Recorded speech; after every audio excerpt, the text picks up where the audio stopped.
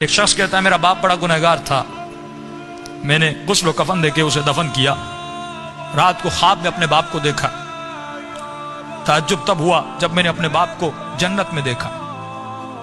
میں نے کہا بابا آپ تو بڑے گنہگار تھے، آپ تو بڑے خطاکار تھے، آپ جنت میں کیا کر رہے ہیں؟ اس نے کہا میرے لال 3 دن تک میری قبر میں آگ جل رہی تھی، 3 دن تک مجھ پر فشار قبر عذاب قبر میں مبتلا تھا، لیکن 3 دن کے بعد کچھ قبریں چھوڑ کر ایک نیک خاتون کو دفن کیا گیا، جس کی آنے کے بعد پورے قبرستان میں جن جن پہ عذاب ہو رہا تھا ان پر اللہ کی رحمتیں نازل ہونے لگیں۔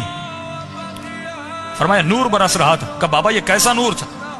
کہا جیسے اس کو دفن کیا پہلی رات بھی، دوسری رات بھی، تیسری رات بھی اس کی قبر میں حسین ابن علی آتے تھے۔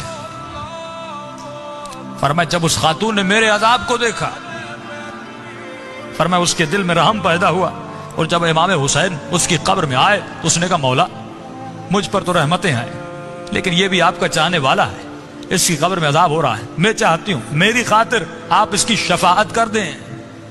کہ اس وقت امام نے دعا کے لیے ہاتھوں کو بلند کیا، میرا عذاب ختم ہوا۔ کہ بابا وہ خاتون کون سی تھی؟ کہ اس کا نام یہ تھا، اس کے شوہر کا نام یہ ہے، فلاں محلے میں رہتی تھی۔ یہ نیند سے اٹھا، اس محلے میں گیا، اس شخص کا نام پوچھا، کہ فلاں خاتون آپ کی زوجہ تھی؟ کہ ہاں۔ کہ اس کا کون سا ایسا عمل تھا؟ کیا وہ بہت زیادہ نمازی تھی؟ کہ نہیں، صرف واجبات پہ عمل کرتی تھی۔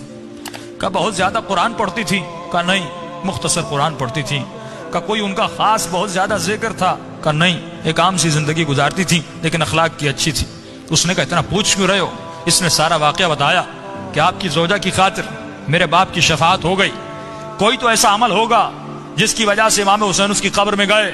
تو فرمایا ایک عمل تھا جو کثرت سے کیا کرتی تھی۔ کہ وہ کون سا عمل تھا؟ فرمایا روزانہ زیارت عاشورہ پڑھا کرتی تھی۔